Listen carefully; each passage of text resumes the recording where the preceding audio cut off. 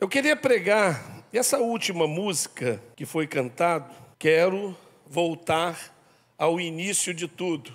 Mas eu queria pregar o seguinte tema: quando não se pode mais voltar atrás. Quando não se pode mais voltar atrás. Eu escolhi um texto, antes de discorrer sobre o tema desta mensagem, eu escolhi um texto, está lá em Mateus capítulo 25, verso 31 a 34, e depois o 41, mas depois eu quero arrazoar sobre esse tema, quando não se pode mais voltar atrás. E o texto diz o seguinte: quando o Filho do Homem vier em sua glória com todos os anjos, ele se assentará em seu trono na glória celestial. Todas as nações serão reunidas diante dele, e ele separará umas das outras como o pastor separa as ovelhas dos bodes. E colocará as ovelhas à sua direita e os bodes à sua esquerda. Então o rei dirá aos que estiverem à sua direita: venham, benditos de meu Pai, recebam como herança o reino que foi preparado para vocês desde a criação do mundo. Então dirá aos que estiverem à sua esquerda: malditos, apartem-se de mim para o fogo eterno, preparado para o diabo e seus anjos. Há várias situações na vida em que nós acreditamos não podermos mais voltar atrás. Eu poderia até nominar algumas, mas vejo que não há necessidade, você sabe disso. Diante do trono de Deus, no juízo final, ninguém vai poder voltar mais atrás. É fato que as experiências da vida são muito duras e marcantes, como a própria convivência entre as pessoas e até o significado da morte, podem provocar crises existenciais. As experiências da vida, com suas dores, decepções, lágrimas, influências, vão formando o ser que somos. Muitos chegam a acreditar que nada poderá mudar o que ele é e no que ele acredita, porque é o somatório disso tudo. Por causa destas experiências na vida, muitos acabam não crendo no propósito eterno ou decidem imaginar um Deus que seja conforme os seus desejos. Aliás, isso é o que mais existe no dia de hoje. Você vai conversar sobre o espiritual, você vai conversar sobre eternidade, e a pessoa então ela fala tudo que ela quer, tudo que ela gosta, tudo que ela pensa, e aí parece que cada pessoa tem um Deus próprio. Foi isso que o filósofo holandês Baruch de Spinoza fez. Quando você vai ver lá Einstein diz assim: eu acredito em Deus, mas no Deus de Spinoza. Porque Spinoza, ele criou um Deus conforme os desejos dos homens. É um Deus complacente, um Deus que todo mundo quer, um Deus que não vai mandar ninguém para o inferno, um Deus que não exige nada de ninguém. Ah, que Deus maravilhoso! Só que esse Deus não existe, ele só está na cabeça desse filósofo. E não é exatamente isso que tentamos fazer nos dias de hoje? Ter um Deus que pense e realize o que queremos, um Deus que concorde com as nossas opiniões, um Deus que nos acalente, um Deus de amor. Eu quero um Deus de amor, um Deus que me ame, independente de qualquer coisa. A incredulidade na possibilidade de mudanças e a crença num Deus pernicioso inventado por homens é uma mistura explosiva e pode colocar o homem numa situação sem volta, num caminho sem volta, numa situação sem esperança. Essa discussão filosófica é muito antiga. Os filósofos pré-socráticos, Parmênides de Eleia, Heráclito de Éfeso, já discutiam sobre isso em sua época. Parmênides dizia que a gente é o que é. Ninguém e nada pode mudar o nosso ser. É uma filosofia muito contemporânea. Muitas pessoas pensam assim: eu sou o que sou, eu penso assim e não mudo. Ninguém vai me mudar. Parmênides. Para Heráclito, é o contrário. Tudo muda. As pessoas mudam, o nosso desejo mudam e os planos mudam.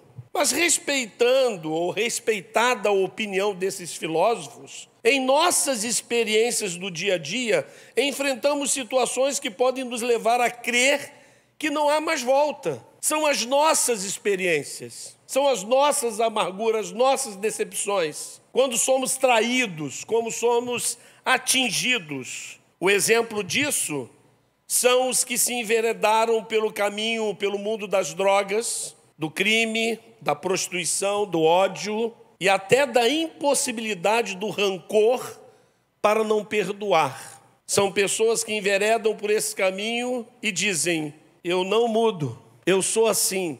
E aí eu quero que você preste bem atenção, porque com relação ao corpo, ao nosso corpo, sabemos que há situações que não se pode mais voltar atrás. Quando você perde um membro, você pode colocar uma prótese, mas você perdeu aquele membro. Você envelheceu, seus cabelos embranqueceram. Aliás, o Wellington, da farmácia Origem, disse que tem um produto lá para quem tem cabelos brancos. Você passa, ouviu, Carlinhos Félix? E ele escurece naturalmente. Minhas filhas falam assim: o senhor já tirou a barba, não me venha com esse negócio de pintar cabelos. Mas o corpo nos leva a entender que às vezes não tem mais volta. Você não tem a força que você tem, você não tem a visão mais que você tinha, você não tem. E você não pode voltar mais atrás. E com relação à alma e o espírito, biblicamente, será que há situações em que não se possa mais voltar atrás envolvendo a alma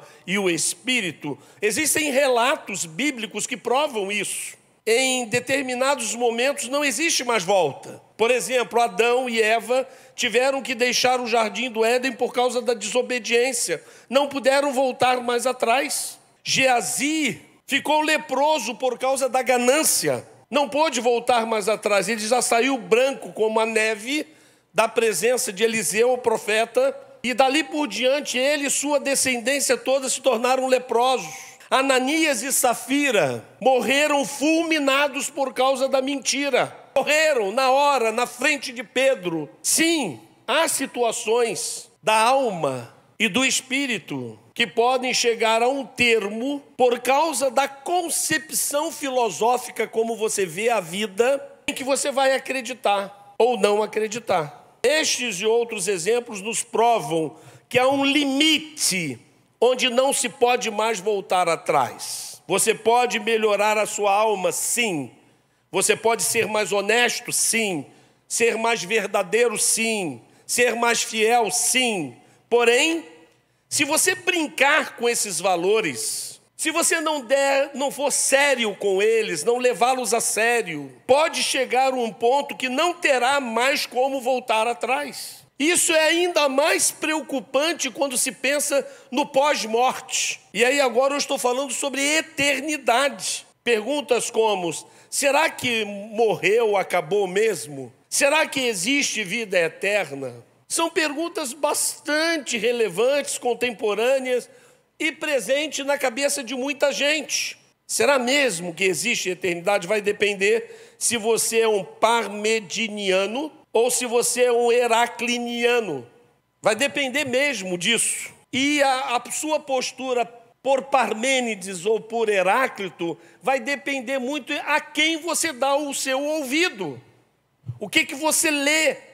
De que você está enchendo o seu coração? São essas coisas que formam o seu ser, quem você é. E também dependerá muito se você crê ou não na Bíblia como palavra de Deus. O fato de você estar aqui nesta noite me leva a crer que você crer na Bíblia como palavra de Deus. Você poderia sinalizar com a sua mão se você crê na Bíblia como a palavra de Deus? Faz isso. Aí, está vendo? A maioria. Isso diz para mim quem você é por estar aqui nesta noite. Mas se você não crê, se alguém aí não levantou a mão, tem dúvida, aconselho que estude as Sagradas Escrituras, principalmente as profecias já cumpridas. É extraordinário, historicamente, cientificamente extraordinário. A maioria das profecias na Bíblia já se cumpriram, e elas são tremendas. Se você tem um pouco de preocupação pela eternidade, escute o que eu estou dizendo. Presta atenção, porque eternidade não se brinca. E você parte para a eternidade a qualquer momento. Recentemente, nas férias, um pouquinho antes das férias, nós tivemos pastor de Guarapari, pastor Rafael, e a Brenda, sua esposa, perderam um filho de menos de 3 anos, que se afogou na piscina da casa. Cheio de gente em casa. E outra coisa, cheio de gente que amava muito aquela criança. Foi assim rápido. Num minuto você começa a tossir, cai. De repente você vai no médico, o médico diz: olha, temos que investigar aqui um problema e quer não te falar. Você está com câncer e já está no nível 4.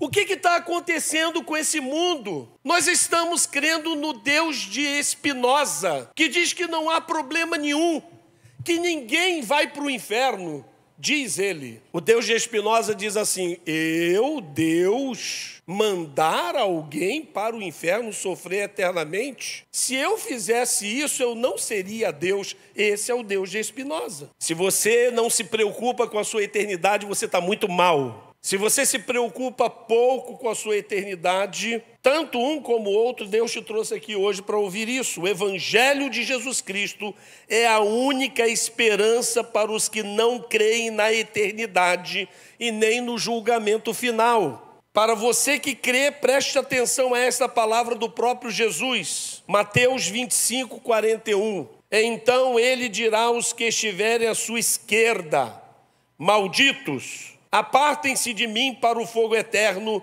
preparado para o diabo e seus anjos. Quem disse isso? Jesus Cristo. Esse texto é um texto profético. Jesus está dizendo sobre o dia do juízo final. Vamos pensar um pouco sobre isso. Não vamos aprofundar tanto assim não, mas o juízo final tem diferentes correntes escatológicas. Olha que interessante. Sabemos que a escatologia não é um tema fácil. E há muitas discussões nessa área.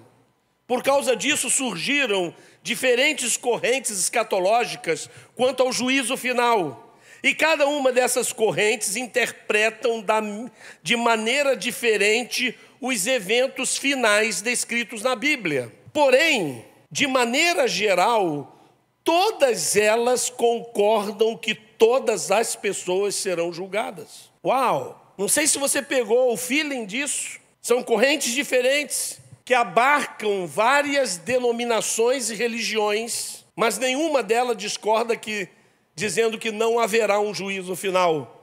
Haverá um julgamento final. Haverá um trono final. Haverá um dia em que nós todos compareceremos diante de Deus. Todas as pessoas. Não esqueça disso. Embora discordem do momento em que acontecerá tal julgamento e da quantidade de julgamentos que ocorrerão, todas elas acreditam no julgamento final. O amilenismo e o pós-milenismo defendem que haverá um único julgamento geral de todas as pessoas, isto é, o juízo final. E ocorrerá isso imediatamente após a segunda vinda de Jesus. Jesus volta e estabelece o julgamento. O juízo. Duas correntes, o amilenismo e o pós-milenismo. O pré-milenismo histórico entende que haverá 2 julgamentos, sendo o primeiro na segunda vinda de Jesus e o segundo, no caso do juízo final, após a última revolta de Satanás, que ocorrerá ao fim do milênio que acreditam. Mesmo Jesus tendo dito que o seu reino não é deste mundo. Mas eles creem assim. E o pré-milenismo dispensacionalista, onde estão inseridos a maioria das igrejas pentecostais, esse eu não vou nem comentar, porque eles mesmos discorrem, e são tantas correntes dentro desta corrente. Mas eles também creem que haverá um juízo final, um julgamento final. Então, diante destas correntes tão conhecidas, uma pergunta importante: quando será o juízo final? Por favor, ligue as luzes, por gentileza. Quero saber quem é que sabe quando será. Levante a mão para mim que eu quero te entrevistar. Quando será o juízo final? Pois é, Pois é, nós precisamos pensar um pouco sobre isso. Considerando, para mim, para a nossa igreja aqui, que haverá apenas um único juízo final, primeiro, é importante lembrar que, num certo sentido, as pessoas são julgadas ainda em vida, de acordo com a resposta que elas dão ao Evangelho de Jesus Cristo. Isso foi o que Jesus ensinou a Nicodemos, no Evangelho de João, ao dizer para ele: quem nele crê não é condenado, mas quem não crê já está condenado, por não crer no nome do Filho unigênito do Pai. No original grego, o termo traduzido aí como condenado é krino, que significa julgado. Então, logo, quem não crê no nome de Cristo, Filho de Deus, já está julgado. A sentença está sobre a sua cabeça. Porém, isto não anula a verdade que haverá um julgamento futuro e final. Prepare-se, prepare-se. Você vai enfrentar o tribunal de Deus. Sobre este julgamento futuro, a Bíblia nos ensina que ele acontecerá no final da história da humanidade. Vai se encerrar as atividades. O Senhor vai voltar e nada mais vai ser tão importante. Somente o tribunal, o julgamento. Olha o que diz João capítulo 12, verso 48. Há um juiz para quem me rejeita. Aliás, tem até um versículo antes que eu coloquei no 47 que diz assim: se alguém ouve as minhas palavras e não as guarda, eu não o julgo, pois não vim para julgar o mundo, mas para salvá-lo. E aí então ele diz: há um juiz para quem me rejeita e não aceita as minhas palavras. A própria palavra que proferi o condenará no último dia. Uau! Por isso que Jesus veio aqui em 3 anos. Ele começou a disparar ensinamentos. Ele começou a dizer sobre o reino de Deus. Isso tudo são palavras proféticas, verdadeiras. E elas serão aplicadas na íntegra no julgamento. Por exemplo, na parábola do trigo e do joio, Jesus explicou como o julgamento se dará. Você precisa saber disso.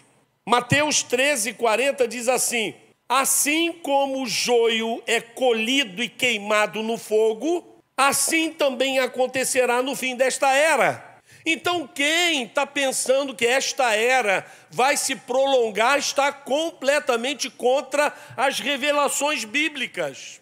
Segundo o próprio Jesus, este momento ocorrerá por ocasião de sua segunda vinda. Olha aí Mateus 25, 31 e 32, quando o Filho do Homem vier em sua glória. Repita comigo: quando o Filho do Homem vier em sua glória. Presta atenção nisso. Com todos os anjos, ele se assentará em seu trono da glória celestial. Todas as nações serão reunidas diante dele, e ele vai separar umas das outras, como o pastor separa as ovelhas dos bodes. Vai haver separação. 2 estarão numa cama, um será tirado, um será tomado, outro será deixado. 2 estarão no telhado, um será tomado. Não pense que vai ser como você imagina, ou como Deus de Spinoza imagina. O apóstolo Paulo também apontou exatamente para este mesmo momento, escrevendo à igreja de Tessalônica, lá em 2 Tessalônica, capítulo 1, verso 7 a 10, ele diz assim: é justo da parte de Deus retribuir com tribulação aos que lhe causam tribulação, e dar alívio a vocês que estão sendo atribulados, e a nós também. Isto acontecerá quando o Senhor Jesus for revelado lá nos céus, com os seus anjos poderosos, em meio a chamas flamejantes. Ele punirá os que não conhecem a Deus, e a palavra conhecem aqui é ter relacionamento com Deus, e os que não obedecem ao evangelho de nosso Senhor Jesus Cristo, eles sofrerão a pena de destruição eterna, a separação da presença do Senhor e da majestade do seu poder. Misericórdia! Quando você lê um texto desse como o Tessalonicense, se o seu coração não se enche de temor, alguma coisa está errada. Eu quero que você leia comigo. É justo da parte, vamos lá, é justo da parte de Deus retribuir com tribulação aos que lhe causam tribulação. Para aí, Deus não é o Deus que você quer que Ele seja. Ele vai retribuir com tribulação, porque Ele é justo. Sabe o que a Bíblia diz sobre a nossa justiça? Nós que costumamos pegar um texto como esse, e não sei não, hein? Na minha opinião, não é legal Deus retribuir com tribulação aos que... Ele está muito vingativo. Sabe o que Deus fala sobre esse julgamento seu? Ele diz que a nossa justiça é como trapos de imundícia. Mas também Ele vai dar alívio a vocês que estão sendo atribulados. Nós vamos ser, irmãos, aliviados. Nós vamos ser curados. Lá não haverá choro, lá não haverá lágrimas, lá não haverá decepção, lá não haverá traição, lá não haverá tristeza, porque todas as coisas terão passado. O apóstolo Pedro também falou sobre esse momento. 2 Pedro capítulo 3, verso 7, diz assim: pela mesma palavra, os céus e a terra que agora existem estão reservados para o fogo, guardados para o dia do juízo e para a destruição dos ímpios. No versículo 10 desse mesmo capítulo, Pedro esclarece que esse evento acontecerá no dia da vinda do Senhor, e esse dia pegará o mundo de surpresa, menos os cristãos. Ou vai pegar a gente de surpresa também? Porque nós temos a revelação, nós somos os mensageiros do Senhor. Do que temos nos ocupado? Será que nós não estamos proclamando essas coisas às pessoas? Porque lá no verso 10 ele diz assim: o dia do Senhor, porém, virá como ladrão. Os céus desaparecerão com um grande estrondo. Os elementos serão desfeitos pelo calor, e a terra e tudo que nela há será desnudada. Nesse dia se encerrará a presente era. Vai acabar o tempo vai parar, ele não vai mais progredir, porque a eternidade vai invadir a terra. E quando a eternidade entrar, o tempo para. E a morte já não existe. Você vai procurar a morte e não vai encontrá-la, porque a eternidade se estabeleceu e o justo juiz vai sentar no seu trono. E por favor, não me venha com essa dizendo: como é que vai ser isso? Que é isso? É muito complicado. Milhões de pessoas, como é que vai ser esse julgamento? Para de besteira. Porque esse Deus, Ele criou tudo do nada. E Ele criou tudo perfeito. Você está preparado para isso? Porque tanto esse juízo pode se estabelecer, como a sua vida pode terminar e você ir ao encontro desse juízo. Você pode entrar na eternidade antes da eternidade invadir a terra. Você está pronto? Embora não possamos estabelecer uma data, somos confortados de que a hora do juízo final já está marcada. João disse assim, lá em capítulo 5, verso 28 e 29, não fiquem admirados com isso, pois está chegando a hora em que todos os que estiverem nos túmulos ouvirão a voz e sairão. Os que fizeram o bem ressuscitarão para a vida, e os que fizeram o mal ressuscitarão para a condenação eterna. E aqui não há nenhuma mensagem implícita que você ser bom ou mal é o que vai, o fiel da balança para julgar se você vai para o céu ou para o inferno. Não. Aqui está no contexto de que você conheceu Jesus, de que você obedeceu o Evangelho e você se arrependeu dos seus pecados. O Evangelho de Cristo é poderoso, meu irmão. Você precisa prestar atenção no que a história de Jesus significa. A manjedoura vazia significa que ele cresceu. A cruz vazia significa que ele venceu. O túmulo vazio significa que ele ressuscitou. E o trono ocupado significa que ele reina. Ele está reinando. Não está nada fora do seu propósito. Você pensa que o mundo está da maneira que está e que Deus está deixando isso acontecer? Não, as profecias estão se cumprindo. Jesus está no seu trono, aguardando o dia do juízo. Se você for posto à esquerda do trono de Deus, nada poderá ser feito, porque você estará no julgamento. Você, escuta aqui isso. Se você for colocado à esquerda no trono de Deus, você não conseguirá cantar essa melodia. Quero voltar ao início de tudo, encontrar-me contigo, Senhor.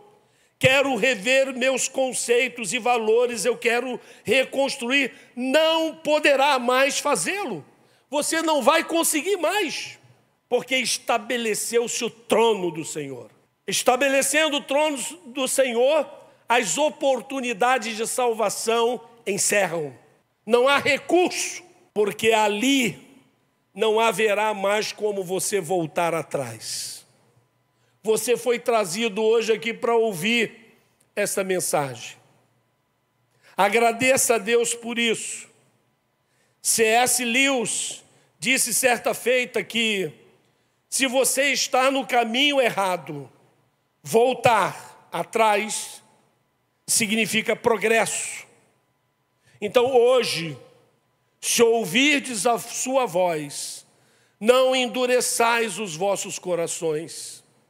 Se arrependa, volte atrás, obedeça, se entregue, perdoe, obedeça o Evangelho de Jesus. Deixe Jesus mudar a sua história. Aceitando pela fé a palavra de Deus, você poderá ver esta mudança acontecer pela força do Espírito Santo. Não, o Evangelho de Cristo, ele promete isso. O Espírito Santo pode agir em sua vida e mudar o que você acha que não pode ser mudado. Com ele está o poder da transformação, o poder da ressurreição, o poder do novo nascimento. Então, querido, quando não se pode voltar mais atrás é o fim, e a eternidade toda de sofrimento. Não deixe que os conceitos desse mundo anulem a verdade da palavra de Deus em sua vida. Nós estamos hoje diante do Deus Todo-Poderoso. E o seu Filho, o único que venceu a morte, ele pode te dar vida eterna. Ele é o único que pode te dar vida eterna. Amém?